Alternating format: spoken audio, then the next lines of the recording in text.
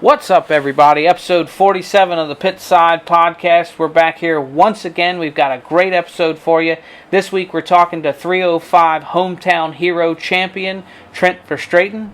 And we're going to go into some of the league stuff we've got going on. So it's a packed episode once again. So you're not going to want to miss anything. We'll get started here in just a minute. Welcome to the Pitside Podcast, where we discuss the latest news and developments in the Coast2Coast Racing League, as well as other racing news inside and out of Iracing. Here's your host, the A-Let Outlaw, Preston Cradmer, and Roger, the Bassman, Craig. Yeah, so we're back again. You know, it's been a good week. It's been week 2 of our fall season, and I know it's been going pretty well for me. I haven't finished at the front. Actually, my first race didn't go so well. We talked about that last week. Had a good run this week. Not at the front, but good enough to be proud of something. How about you? So, buddy, just about half an hour ago, we just came off the track, and I'll let you make the major announcement. I decided to run with the midgets and run with the topless league. And tell them how I made out, Preston. Yeah, and I want to say first that I think Roger enjoys getting. He made me tell our guest here that you're going to see in a few minutes. He made me announce it to him as well. And I think Roger's just getting some jollies out of me having to tell everybody that he finished on the podium. He finished P3 in the midgets at the Chili Bowl, and I will admit that is no small feat. I had to tow 3 times during the race just because of myself. So P3, in my mind, is a huge accomplishment. It's I'm still sitting here in literal shock. So it was something else. But I finally got that thing controlled so I could run just the inside berm, and kind of I would drift off. But anyways, that was a highlight for me, that's for sure. There will be people that disagree with this 100%, but I think it is one of the only tracks that I know of that gets much, much easier to run as it gets slicker. It's just that tight that you need to be able to set the car sideways to be able to get through the corner. So I was really disappointed when qualifying rolled around and the track reset because I knew I was in trouble then. Then there was a number of wrecks which moved me up, of course, and now my goal is not to cause any issues, but now guys got to get around me, right? So I think I might have caused some issues, but anyways, I finished on the podium. Absolutely amazed. So that was it, and old guys rule. We've been, the Jeff Barker's been on fire. He's been. It's great to see Jeff. He's one of our first. Him and Terry Landis were our first champions, and so it's good to see. Jeff back on fire again, so very good, man. Yeah, and I actually just think he just had an anniversary too, so we'll give his wife. Yes, that's right. Happy anniversary. That leads us into he's been winning and stuff. He will be receiving, I think not 1 but 2 feature winner stickers. So I think at some point here you're going to put the picture up of. We finally got the design straight. I think it's very, very cool. And I'd love to get one before the season's out. Yes, and you can see that right here. It's right here. I'm sure you can see that. There you go. We're working on our CGI capabilities over here. So, anyways, it's we'll see how that works out. But anyways, I wanted to talk about these are our first feature winners. Stephen Goldner. Surprise, surprise. Lance Ripka. Lance Ripka has another guy totally on fire. He's been the first 2 weeks. He's won 2 or 3 races, I think, and just been outstanding performance. Jesse Atkinson, Dan McLaren, Dylan Shreves, and I think that was Dylan's first. I think his dad posted it was his first league win, in a racing league. So, congrats to Dylan. Goldner again. Trent Verstraeten, our guest on tonight. Trent Verstraeten won, I think it was the fixed 358s. So, and he's defending champion for the 305. So, there'll be a few more coming down.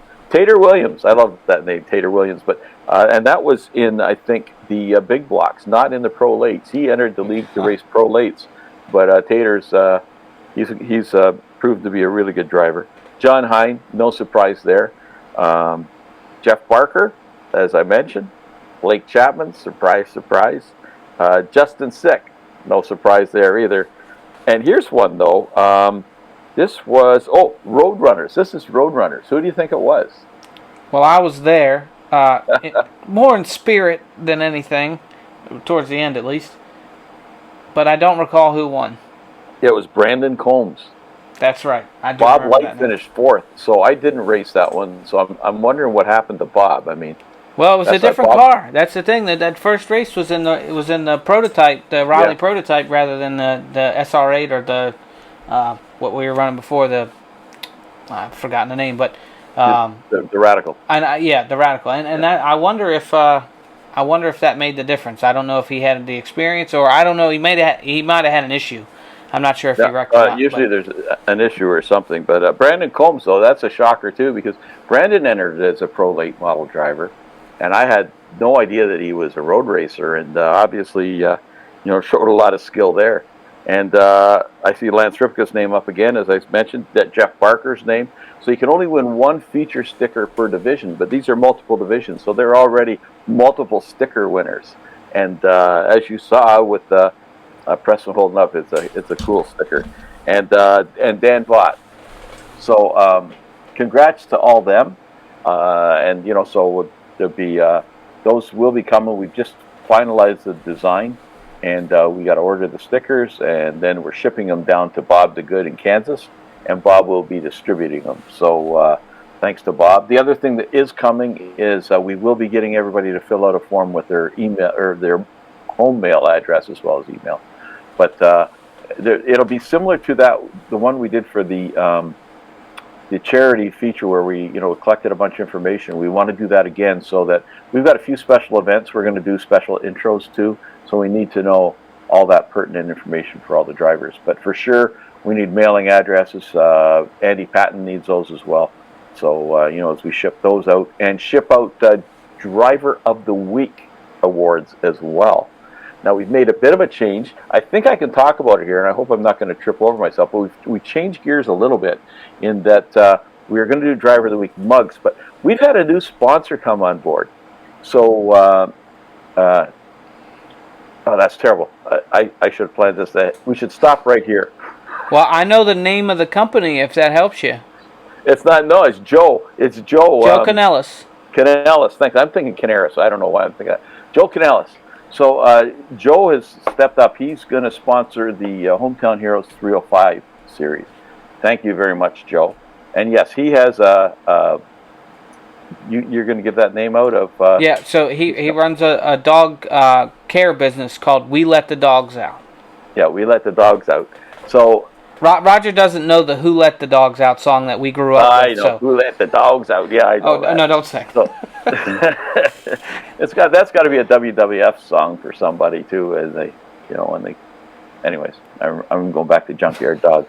So, but anyways, Joe has been just really generous, and so what we're going to have him sponsoring Driver of the Week, and it'll be the big dog of the week, or the top dog award.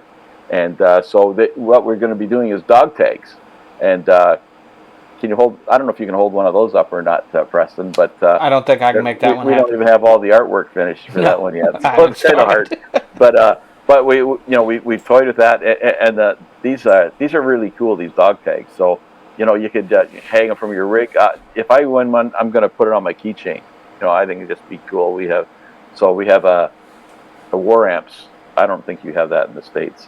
What? So War Amps. So all the amputees from the Second World War, they started this War Amp thing, and to help kids who were getting artificial limbs and that. And what they do is they send out tags, and if you send a donation, they log you in their database. And if you lose your keys, just put it in a mailbox, and you'll get them back. Actually, my wife lost her keys, and the keys came back because we had a War Amps key tag on. So anyways, it's very similar to that. It'd just be a tag that would sit on the... We'll talk about that more later. I was going to say, you've taken me down a completely different road. I'm all over the place tonight, man. I finished on a podium with the midgets. So anyways, So it'd be great on your keychain and stuff like that, or you can even wear it around your neck if you want. But the war amps. The dog tag. Dog tag similar to the war amps. Just if I had my keys, I'd show you.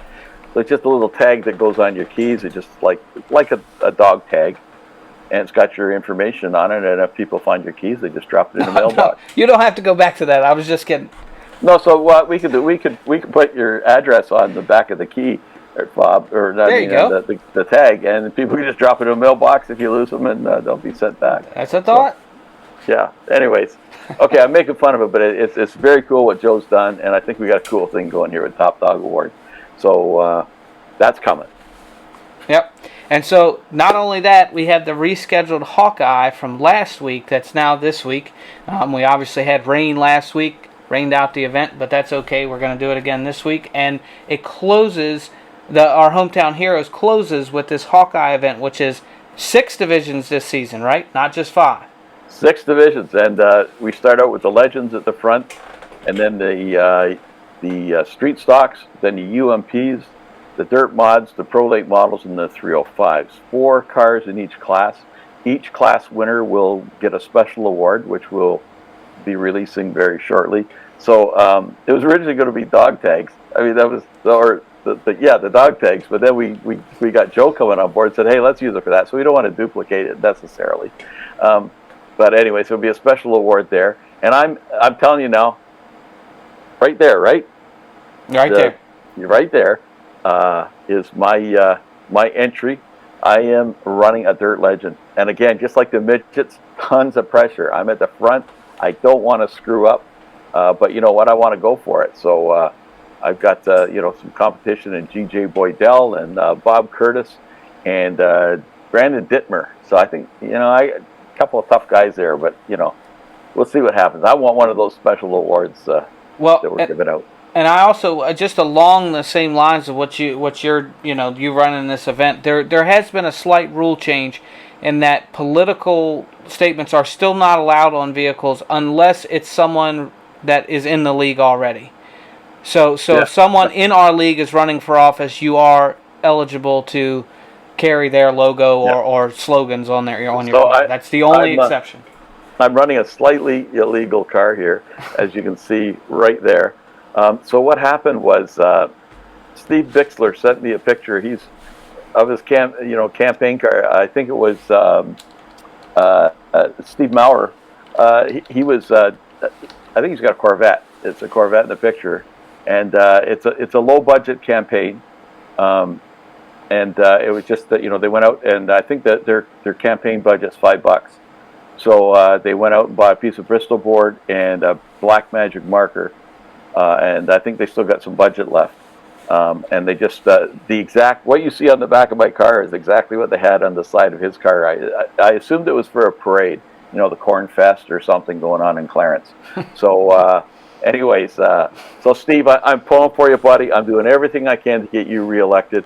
You did an awesome job in Clarence, and and we've had to break a few rules here. It is a political statement car, but it's we bent the rules to allow me to do something very controversial here. So my understanding was that it wasn't a parade, but that was just they were all in line for the county toilet. We're not sure, man. I said, why couldn't you got a decent magic marker from like the town? He says, we're low budget. He says, low budget. So anyways, that's and he's a write-in. Why is he a write-in candidate? Like he didn't even. He didn't pay the fee to get on the ballot. Had to pay a fee. He didn't get on the ballot. That's what it is. You didn't have enough signatures or something. Maybe they were probably just trying to save the ink in their marker. You know what? So we've screwed him up with this driver's fund fee, right? So now he can't afford to go and sign up for the campaign. He's got to be a write-in candidate. So that must be what it is. Well, I just hope he's not paying his league fees out of taxpayer money. That's all I'm saying. We're pulling for him anyways. I think Steve's demonstrating good fiscal restraint here, and so we're pulling for you, Steve, and we'll be following this storyline as we go along. And I did offer. I told him if he sends me a mail-in ballot, I'd be glad to send it back. Yeah. Anyways, we're pulling for you, buddy. And Steve is just a great guy. We have a barrel of laughs in the old timers in the Retreads League. But speaking of old timers, I got to tell you, you don't even know this. The new stats are in. The revised stats are in. So I developed the formula and worked it on the birth dates. The average age of our league is dropping dramatically. So it was 38 years old. Oh, okay. It's down. Oh, don't tell me. Okay. Let's make it interesting. Yep. All right. So what are we betting here? I technically still owe you a pit pass, but you weren't able to get to the race this week. Yeah, and I know the answer here, so I don't know how is this fair. Oh, I guess that's true. All right. Well. So, anyways. Okay. Yeah, so I might as well just announce it because we could bet, and I'll win the bet. So I don't want to do that to you. But anyways. So well, I was thinking if I were to be able to guess it right, then you would owe me something. Okay. I'll owe you something if you guess it right. Go ahead. All right. So I'm going to say, am I doing decimals here or just the closest integer? Decimals. Oh, jeez. Okay, I'd say 27.5. From 38. From 38. You're not very good with statistics. That's a big deviation. It's gone from 38 to 36.8. Oh, so it that's has underwhelming. I know. Just okay, moving right along. So the other one we want to note is we've got at least 4 drivers, and I think there's a couple more. I just went through the standings today, so we've got a number of our guys that are trying out for the qualifiers for the Iracing 410. The World Outlaws, the official, the pro series. Official. So these are the qualifiers. I think they take 20. Pretty sure, because they keep top 15. Very similar to our system. But they keep top 15, and then the rest of the guys have to re-qualify, and they'll take the top 20. And Kyle Moon is sitting 29th. So, and I think Kevin Fry is 41st, I think. He had a real good run. I guess last night though, he finished he's pushing third and ended up finishing fourth. So, that's pretty impressive. Patrick Spangler's in it, but Trent will talk about that a little bit. And Nathan Aldrich is in that. So I noticed Nathan's name in there. So good for Nathan. He didn't really say too much about that. So, and I think there was a couple other names. I noticed some names from the past, that used to be in our league, but. Braden Finsel. Braden Finsel is right up there, up maybe 1 or 2 in front of Moonen, I think. So, Braden's a hot shoe. So, so it's going to be really interesting, and I wish them all the luck. And I think Moonen for sure has got a shot, and Kevin Fry, he's in the hunt too. So we'll be following that one too, and just see how those guys do. And in the meantime, it's a chance for some of the other Renegades to pack up some points here while those guys are missing. So, because they've been running, I'm confused that they ran on Monday night, but if you look at the schedule, the PDF file on Iracing, it says it runs Tuesday night. So, I don't know what happened there. I had that problem. I don't know if we were doing the podcast yet when that happened to me or if we had just started the team, but I was going to run it.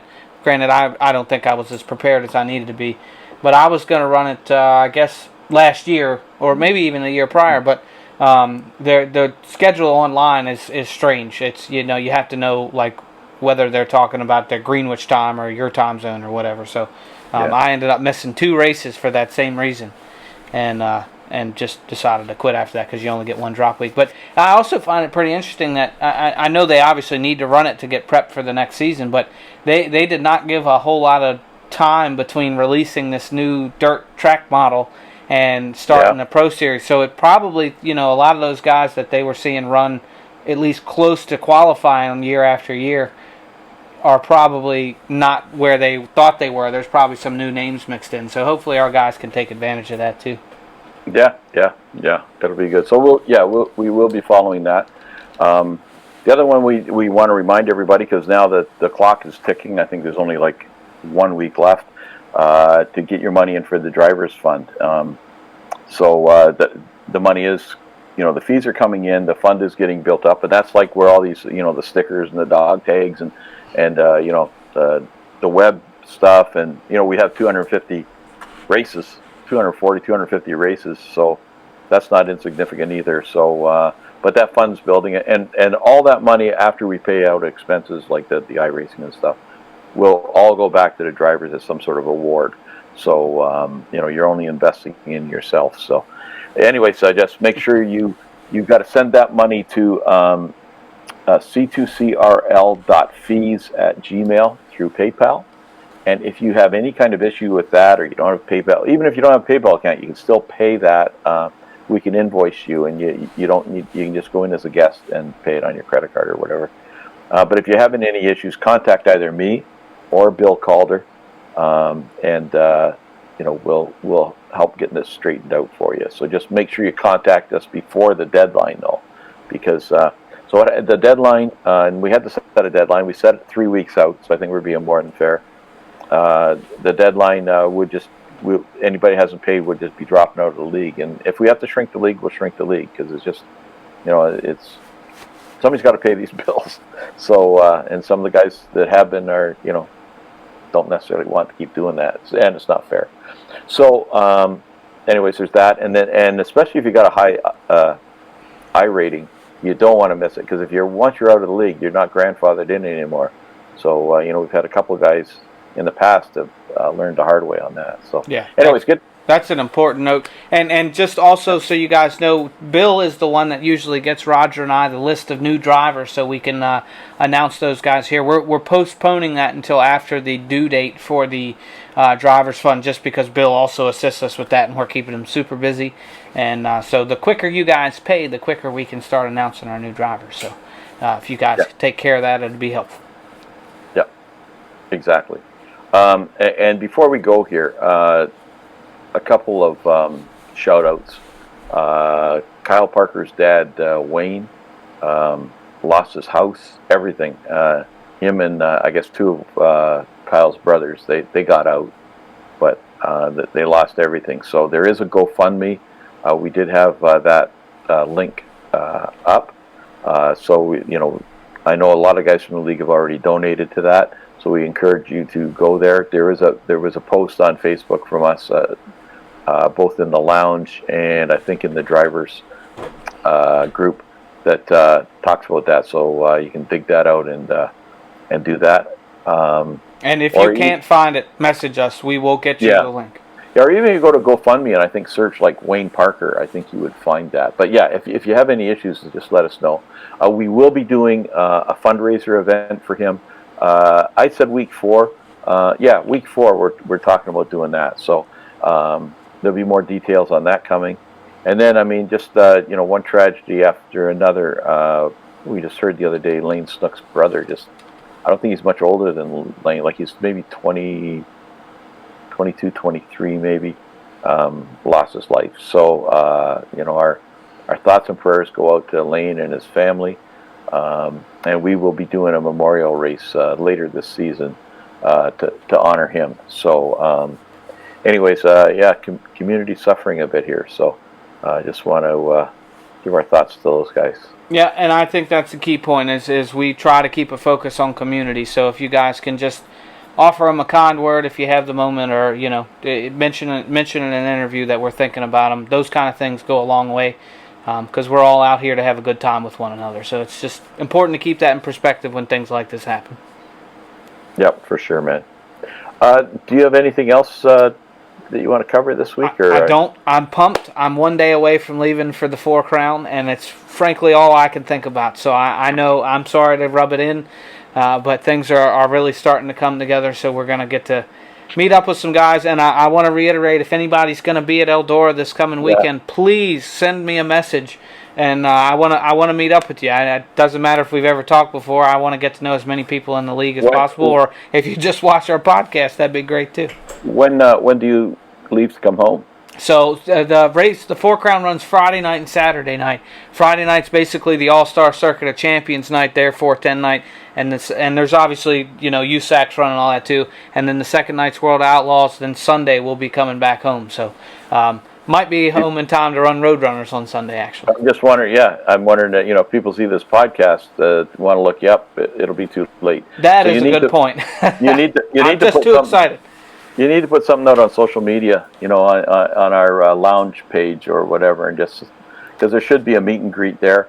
It's killing me, of course, not to be there. I mean, this is like some of the original members: Joe Backus, John Short, Terry Landis, yourself. I mean, these are guys that started with the league, and I've been dying to meet all you guys. And it's not happening now, but it'll happen later. And I just wish all you guys a great time, and not too many wobbly pops, but enjoy the ones you do have.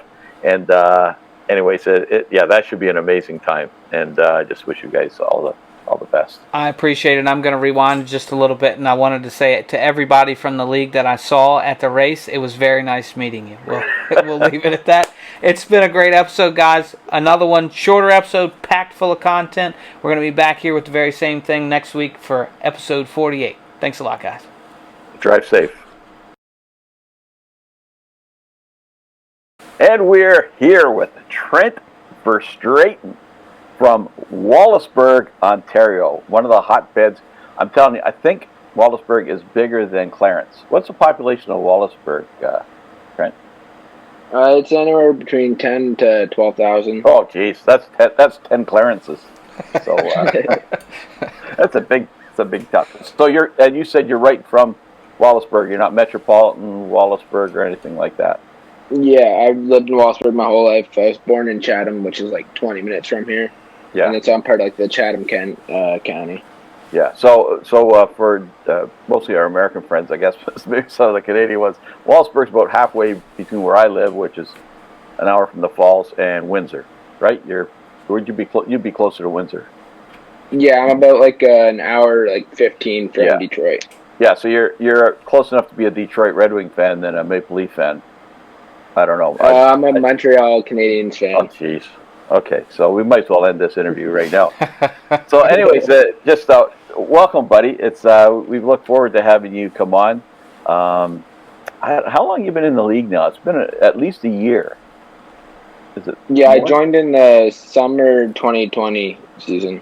Oh, I was pretty on. Yeah, and you have become dominant. Like, I think it was not just the past season, the season before. There was you and Blake Chapman just burned up the Renegades. You moved up to Renegades. I thought, okay, there might take them a season, and you both were pretty dominant. So that was well done. The skill sets have improved dramatically since you come on board.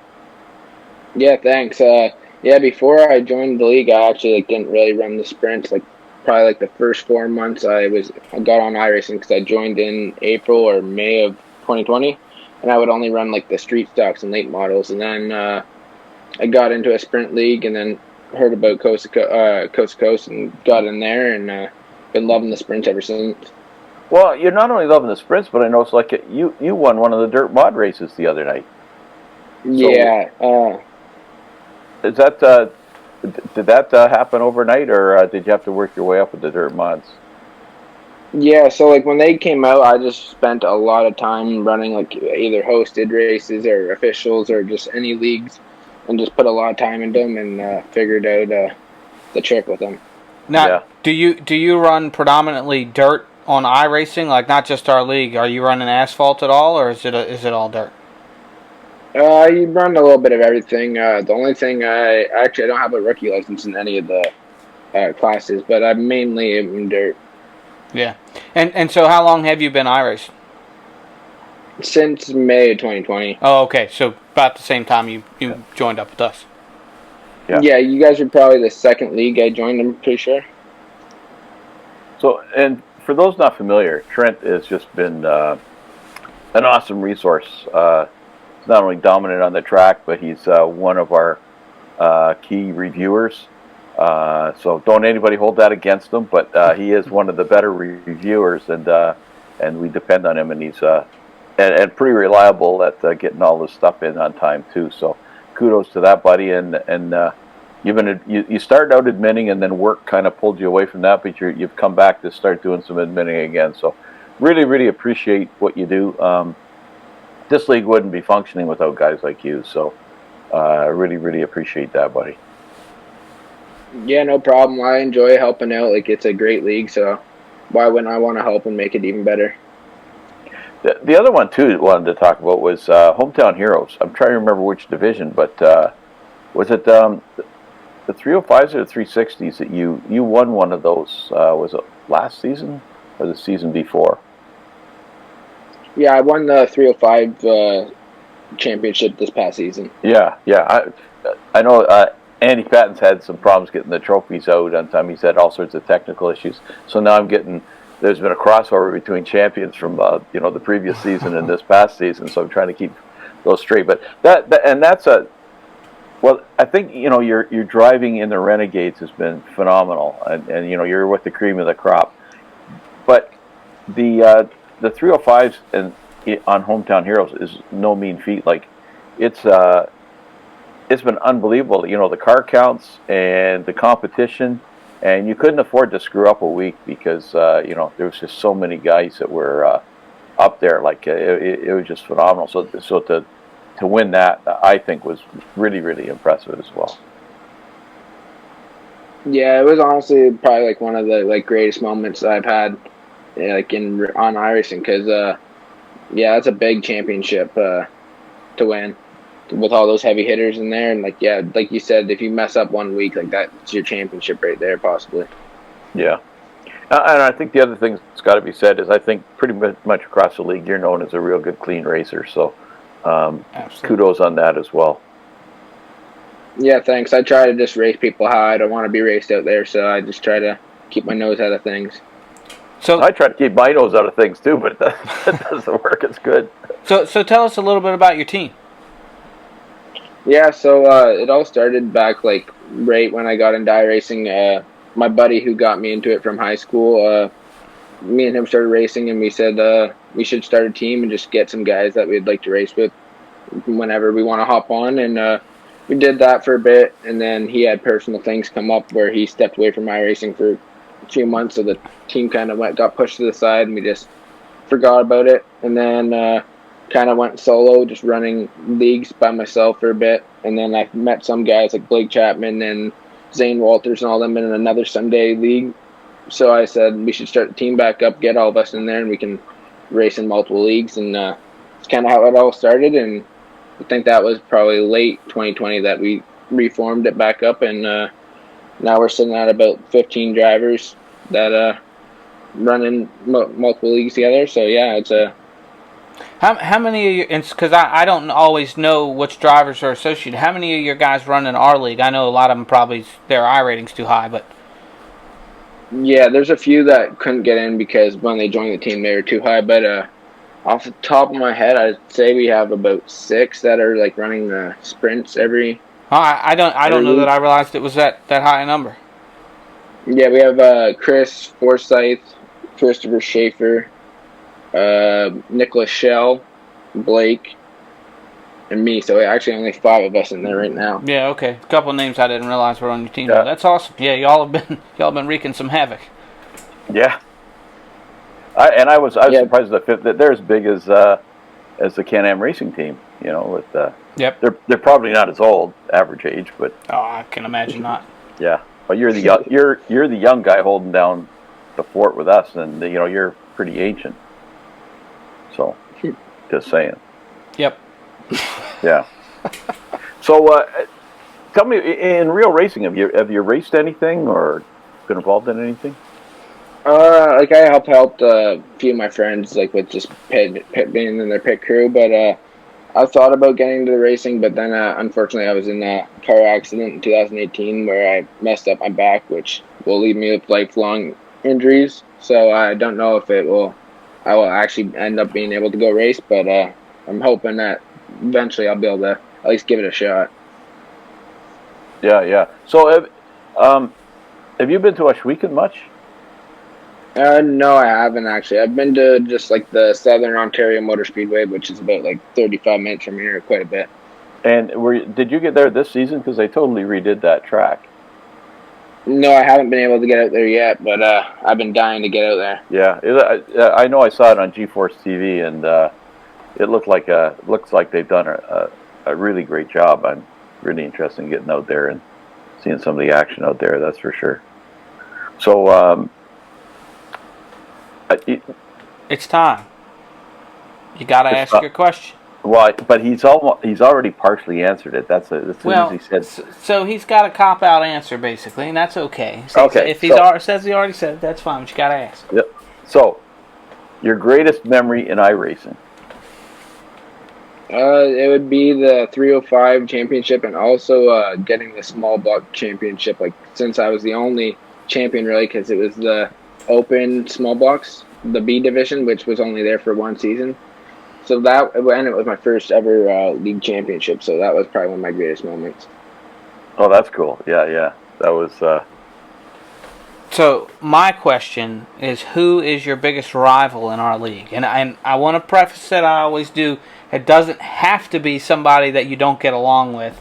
It might be somebody you just find yourself on the track with all the time. Just generally your biggest rival. Yeah. So it used to be, I would say, Daniel Blau. We used to always be around each other back when I first got in the league and we were both in the Raider division. We seemed to always find each other finishing 4th and 5th or right by each other. But now that I'm in the Renegades, if I had to think of someone off the top of my head, it'd probably be Steven Fernberg. It seems we're always somewhat close to each other on the track. Yeah, okay. Yeah, that's a fair answer. So it's been really interesting with the Renegades, I think, because it was so bandy dominant. Oh, well, it still is pretty much bandy dominant. But the season that you and Blake came up, and there's a few other guys, like there was some youth came up and kind of changed the focus there, which is I think healthy. And all of a sudden the bandy boys had some competition that they were looking over their shoulder at. So it was it's been really good for the league, and especially the way you guys run. Yeah, I'm not anywhere near those bandy guys, but at least I have a teammate that can keep up with them. So I'm still trying to learn tips and tricks from Blake. So there is a relationship between Clarence, Iowa, and Wallaceburg, Ontario, then with the Wide Open Motorsports. And I think you both. I know the one thing about Wallaceburg. I used to work with a guy from Wallaceburg, and the corn grows really high out in Wallaceburg. Like it's corn country. So I'm sure Clarence, Iowa, is exactly the same. I'm sure they just cleared the corn just to put Clarence somewhere in there. So. Yeah, but you guys have been phenomenal. The Wide Open Motorsports team, and everything that you're doing for the league. I can't say enough. I really, really can't say enough, because it's not just what you do, but how dependable you are, and that's what makes this league roll, man. And I really, really appreciate it. Yeah, no problem. I'm more than welcome to help out anytime I can. So I have another question for you, though. So we talked about your greatest memory. So what are your goals or aspirations in iRacing? Like what are your goals this season in the Coast2Coast Racing League? I'm hoping I can go for the championship in the small blocks, and then I'm hoping for at least a top 5 in the Renegades. I might be aiming a little high, but that's what I'm going to go for. I'm pulling for you, man, because I like to see those young guys, keep everybody on their toes. So I'll pull for you in the small blocks. We'll leave it at that. Well, how about the 305s? How about the Hometown Hero Series? Oh yeah, I can't forget about that. Yeah, I'd like to defend the title if possible. So yeah, that's. What do you think about the new dirt model? I've heard what my teammates have said, but outside of that, I haven't heard much. I don't know. It's definitely going to take a bit to get used to. I wouldn't say I hate it, but I wouldn't say I love it either. Are you finding that you're having to change your setups a whole lot, or are you just kind of making a small tweak here or there? And yeah, I feel like you gotta change the setups quite a bit, because my teammates were saying the cross weights are all out of whack now since the. Hold on, let me get a pen and paper. Yeah, he was fishing. He was fishing, Trent. I thought he was. No, I was genuinely curious. Because I really disliked it the first few times I got out on track, and now that I'm running a little bit, I was telling Terry earlier, I think the track wearing slower lets guys search for lines a little bit more, so it's made the racing a little bit more interesting, at least in the cars that are quick enough. I think the 305s, it hurts them a little bit, but... Yeah, it's definitely weird. Like the first time I ran it, yeah, I definitely was not a fan at all. But yeah, the more I run it, I'm starting to grow on me a bit. But yeah, it's definitely a learning experience with those. Yeah, it's almost like back when you first started running sprint cars. It's you got to relearn it, you know. Yep. Okay, man. It's been great having you on, and really, like I said, I've said it so many times. I appreciate what you do, but I appreciate seeing you on the track and the way you run, and you're a credit to the league and credit to our country. You represent our country well on the track. So unlike maybe myself. So just wish you the best of luck going down the road, and hope you can grab one of those championships and that P5 or better in the Renegades. I think you got a bit of a shot here, because I know Moonen is off trying to do the pro qualifiers, and I think Goldner's with them, spotting for him or whatever. So a few of those guys may not have enough races. If you get a jump on them, they may not be able to catch you. So it'll be it could be a very interesting season, much different than some of the ones we've had in the past. That's for sure. Yeah. So thanks again, buddy. My season then. What's that? I said so. This might be my season. Then. Oh yeah, this is the one. Patrick Spangler, he's also trying to get into the qualifiers. Yeah. I saw that too. Yes, yeah. There's a number of guys that are in our league, and really, that's interesting, because he was on the track last night. He ran Renegades last night. Yeah, he got into like the third split, and apparently it's the top two that have the best chance of getting in. So he was like, "I'm just gonna come run Renegades with you guys," and left his qualifier. Huh? Oh. Well. What does that say about our league? No. Well, I know what Kyle Moon is 29th right now, so we wish him well, and wish all the Coast to Coast guys well. We'll be following that as it progresses. So, anyways, and hopefully Patrick will get out for a couple of races, and that'll give you another chance to get a jump on him in the Renegades. So, anyways, thanks, buddy, for coming on, and I wish you all the best in this coming season, and just keep up all the great work, buddy. Yeah, thanks for having me on. Thanks, Trent. It's been fun.